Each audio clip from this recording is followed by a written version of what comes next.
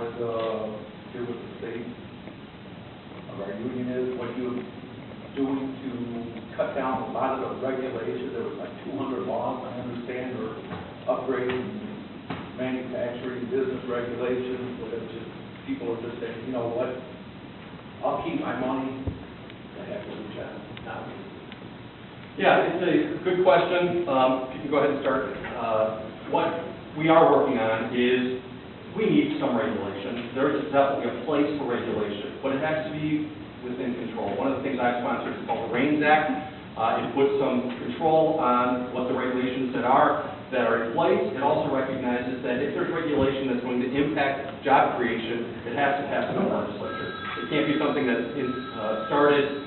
If you can take a message for me, that'd be good. I'll get back to you. That's good. That's great. I've got something to do, so don't worry about it. Let's just make this, again, come from things today. So what we're going to continue to fight against out-of-control regulation that really is affecting job creation. One of the biggest things I hear around this district is uncertainty that business owners feel because of regulation. And so if we can start bringing that back under control, that's something I want to do. Thank you. Congressman Hutgren, Tom Johnson from Gilbert. I've heard you say that you do not believe that human activity is responsible for regional climate change, otherwise known as global warming, which is evident in the melting of polar ice caps. Is that still your position? Yes or no? You know what? That's not what I've said, so let me make it clear. So, not completely. I can answer that further if you want. I believe humans have an impact on our environment. I think that's very clear. There was just a report that just came out from CERN, a very well-respected group of environmentalists over in Europe, that said far and away the biggest impact on global warming is cosmic rays in the sun, which we have no impact on. When you look back with the Ice Age, it makes sense. Clearly that wasn't caused by carbon output by human beings. That was caused because of change in sun impact on our environment. So I think we all, as human beings, have a stewardship responsibility to take care of our Earth. But I also believe the biggest impact for global warming and temperature change is not us, it's the sun. And I think scientists, again, there was a strong article that just came out that recognizes this as well that CERN is stating that the biggest impact is not human activity, but is the sun's rays and cosmic rays. That's what I said. You do not believe that carbon dioxide accumulation is a major factor? Yeah, I think it's a factor. I don't think it's the major factor. I think the major factor for global warming is the impact of the sun. Congressman, we're well over the minute. Okay, next one. Thank you.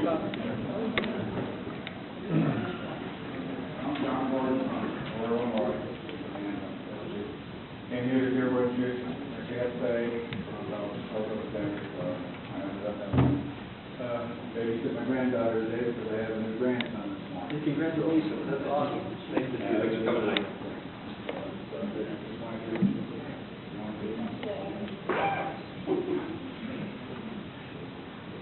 I'm Terry Samani from Batavia, Illinois, and I'm here to say I have a brand new baby brother.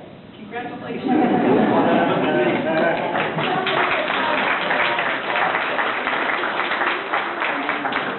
I'm thinking your little brother has the best big sister in the whole world. So you're going to be a great big sister. Thanks for coming tonight. Thanks, John. Mr. Hutgren, nice picture, better than mine on my driver's Mine too. Yeah, my name is Linda Porter, and I'm one of those people not in the group that was happy that you won, so you'll understand my position on this. I'd like to know what you're planning to do about getting jobs, because I view your activities most recently as supporting millionaires and the oil companies, and the last I knew, we didn't have any in your district. Yeah.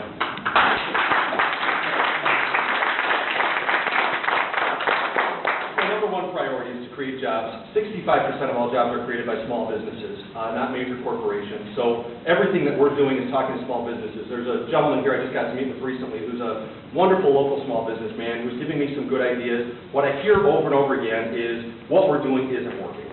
There is uncertainty out there. The tax code that we've got is broken. And a lot of the things that have been done recently do nothing to encourage innovators, small business owners to hire, to grow their business. So we've got to bring certainty back. I think it's addressing regulation. I think it's addressing our tax code, which is something we did out of the House budget that passed is cleaning up a lot of the loopholes where major corporations are getting breaks where small and medium-sized businesses aren't. We voted to have that changed. Nothing's happened in the Senate on that. The other thing is healthcare, making sure that we have good quality, affordable healthcare. But the healthcare bill that was passed, there's so much uncertainty from that it really is causing small business owners not to hire full-time workers because of that. Hi, Mary Spring from Elgin, Illinois, and retired CME, but here I am again. No, never. At the Geneva Town Hall meeting, somebody asked you whether you would support House Resolution 870, and you said probably not because the financial transaction tax that it requires would impact people who have 401ks, IRAs, pension funds, mutual funds, etc. I went back and did some checking. In fact, the financial transaction tax as described in House Resolution 870 does not tax holding funds in mutual funds or all of those kinds of financial instruments. It only taxes the trade. So those of us who have money put away in those funds in the kind of funds where they stay put, the money goes in and it stays there for several years, would only get that tiny little 0.25% tax when we actually sell those funds. The tax would fall mainly on major investors who trade stocks, bonds, currencies, derivatives back and forth, sometimes hundreds of times a day, in the twinkling of an eye. Those are the speculators. This is a speculation tax. Is there a question here? Okay, respect this. My question is going to be whether he will consider this point and reconsider his position on this bill in the light of this information. That those are the same speculators who caused the economic crash, they're the ones who turned Wall Street into a casino. They deserve to be taxed, and it's a kind of tax, and it would go to fund jobs.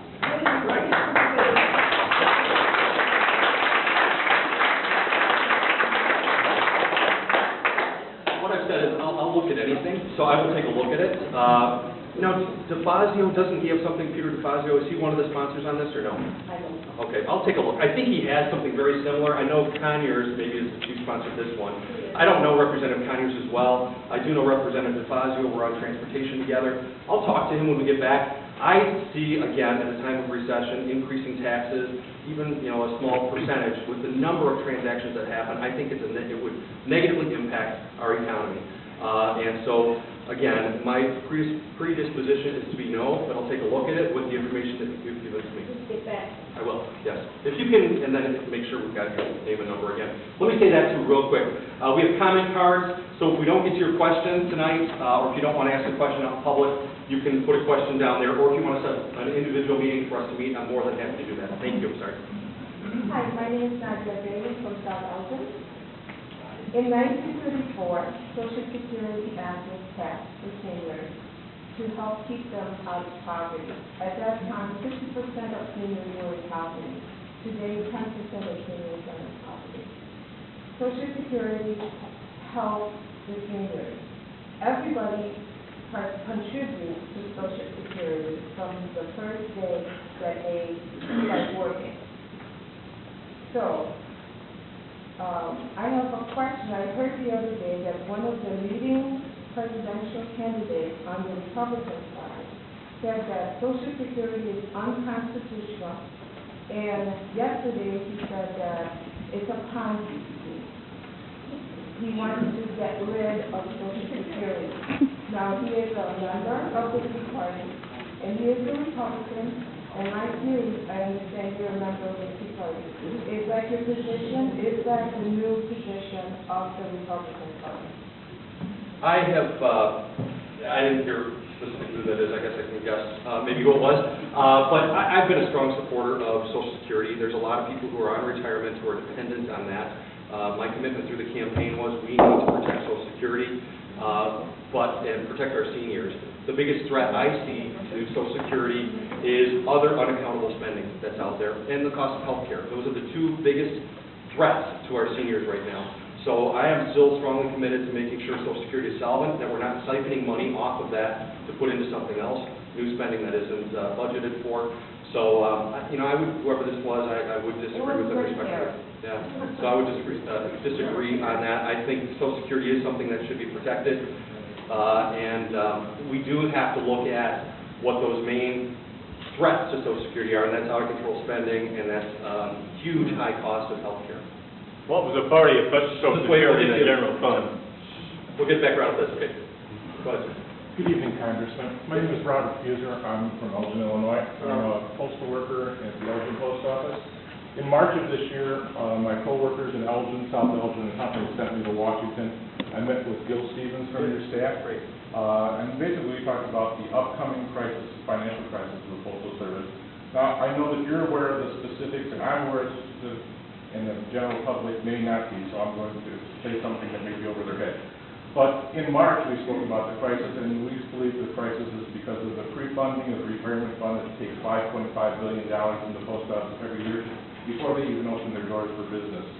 And as a result of that, since it was implemented in 2007, they've accumulated enough money in the fund, as you may know, that the Inspector General, the Post Office, and the GAO both say that it's overfunded to the point of $50 to $75 billion. I wrote to you early in the spring. You sent me back a letter. You said you were aware of the 4 bills in Congress: the Carper bill, the Collins bill, the ISA bill, and the Lynch bill. Now, the 3 things, the 3 bills, the Lynch, the Carper, and the Collins bill, all have one thing in common. They want to give that overpayment back to the post office so they can reduce their debt ceiling, continue to pre-fund their retirees.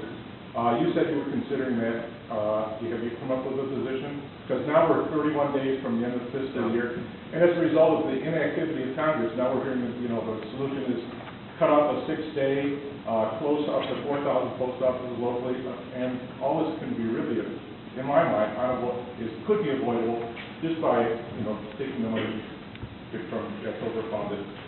Yeah, I haven't made up my mind on that yet. I know we're going to have some significant things that we're going to have to be dealing with in the next month. So, I definitely can get back to you in the next week or two of what my position is going to be and what's going to be coming before us for votes, what's going to be moving forward. Hopefully you'll be a co-sponsor of the Lynch bill. That's what I'm like to see happen.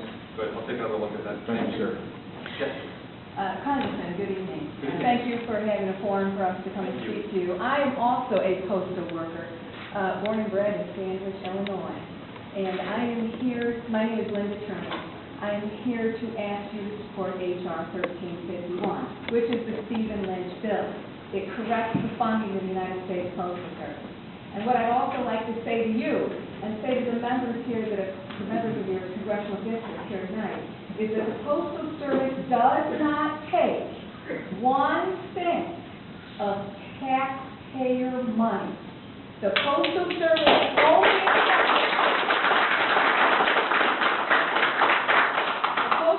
is only funded by your 44-cent stamp. And I'd like the public to know that, and sir, I'd like you to know that. And that's why we need to stop and correct this pre-funding. There's not one private industry in this country, or not even an agency with the United States government, that is required to pre-fund health benefits for future retirees. Right now, the Postal Service is asking to come back and give us that money back, $50 billion with a B. And the government does not want to do that because that money has gone into the general fund to make it look like your deficit, not you personally, but the government's deficit, to be smaller. And we want that money back. In the meantime, we have cut services, and it's going to affect all the people in this room. Every single person who goes to their mailbox is going to be affected by this. Your services are going to be reduced. They're talking about September 8th, they're talking about closing 300 plants. One is going to be right over here in Fox Valley in Naperville. The other is going to, they're going to cut plants. They've talked about cutting 3,700 post offices. They're going to close the post office in Salmonauke, Illinois. And we ask not only for you to support the United States Postal Service, I am asking for people here in this room to support the United States Postal Service.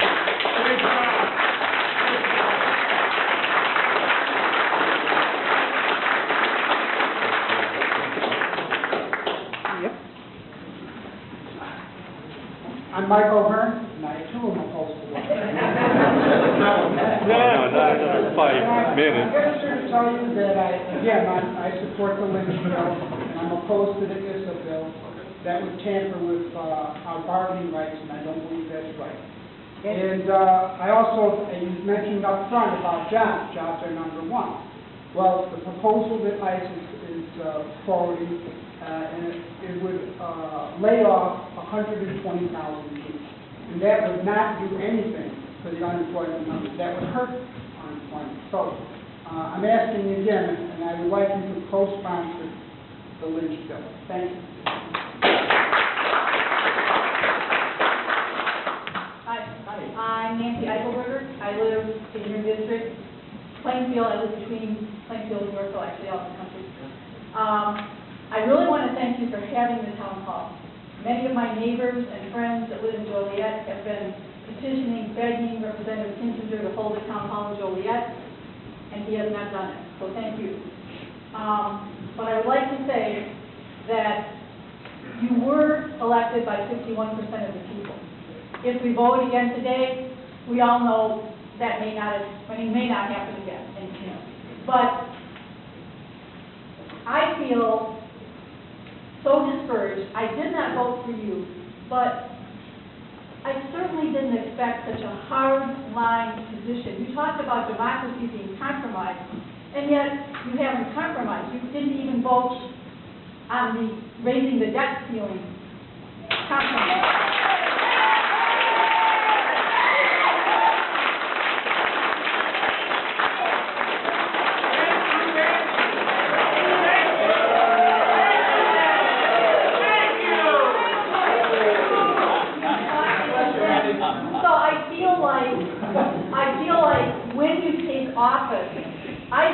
Democracy, that means that once you take office, you represent all of the people. And by signing pledges that make it basically impossible to represent the people,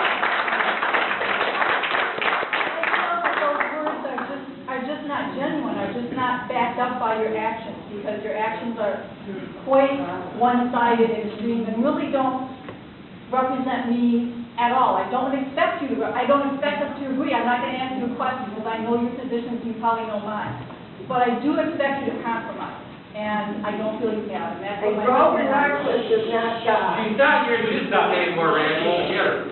Stop. Hey. Let me just give a quick response. I know. Let's be respectful. Please. Thank you. Quickly. I didn't vote for the final debt ceiling vote because I had made a commitment, and the commitments I've made are to my district, not to anybody else. I signed two pledges, the things that I had made a commitment to the voters on before I ran for election. One was, if we were going to raise the debt ceiling, my commitment was it had to have three things: real cuts right now, real caps on spending, and structural change to housing market.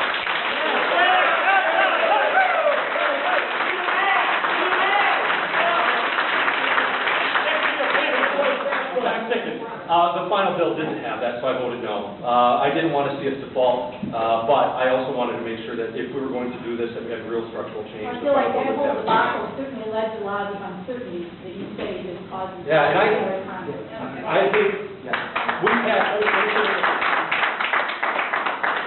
It's totally false. The House has passed 3 bills before the Senate acted on anything. We passed over the first bill, which was cut, cap, and balance, which is exactly what S&P was looking for. Then we passed the next one that was very similar to that, but we just said we couldn't pass a balanced budget amendment in 5 days. So let's extend it out for 5 months so we can get public support on this.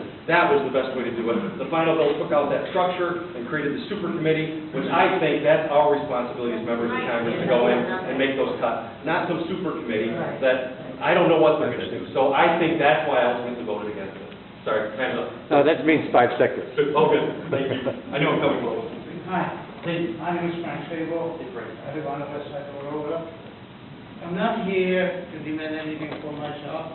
I know you people mostly suffering by loss of jobs and everything. And I just thought I'll put my 2 cents into it. I don't know him. I'm an independent voter. I try to always vote for the best person I believe the country needs. I live under fascism, socialism, communism. Then I came to this country over 55 years ago. And this country was beautiful. I love the country. We had jobs. We were united. We had factories and everything. I learned the trade. I learned the income, paid my taxes, raised the family. But it brings tears into my eye when I see the country in this shape today.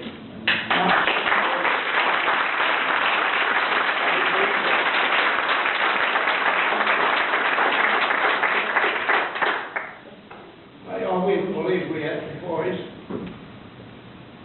to pass when I go or leave or die, whatever I'm going to go. Leave the country even as good that I inherited, or some of the people with me my age, or even in better shape. But we are heading into a bottomless pit right now. And believe me, I've seen this, I lived this before when I was young, and I wish I could make the change. Only my advice, I don't blame him. There's a rookie in there, and he's trying. He can play God and turn everything around, which been taking a while to get where we are. Even his predecessors, the guy before him, the biggest thing I remember about him, I don't care about the party, I watch what they do, I follow everything pretty closely because I care. The biggest thing he did is got $60 million for the former employee over here in Batavia. The rest of the way he followed the footsteps of the Chicago gang. They run in the state, they run in what my thing is, what I would like to say and ask here, try to do what is good for the country. If it's good for a country, it will be good for all of us.